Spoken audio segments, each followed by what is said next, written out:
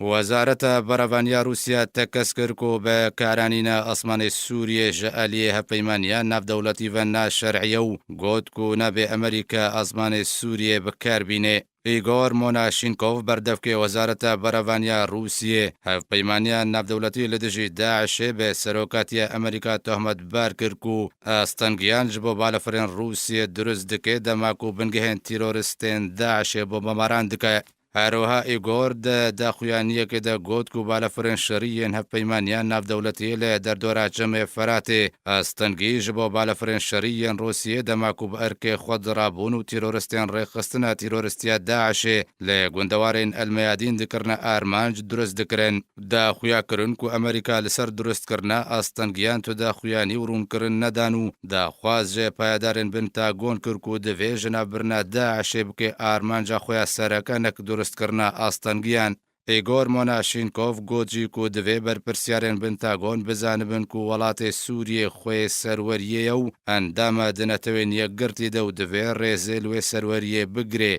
بكار آنينا أسمان سوريا جالية هپيمانيان ناف دولتي و بن شرعي وصف كر پیشتر وزارت برافانیا روسیه را گهاند بوکو بالفرین هپیمانیان ناف دولتی به پلان کاری باسکری کار دکرو تفگرات تیرورستین داعش لروجالاتا چم فرات دپاراستنو و ریگری لبالفرین شریین روسیا دکرن دا کوان نک نا آرمانج.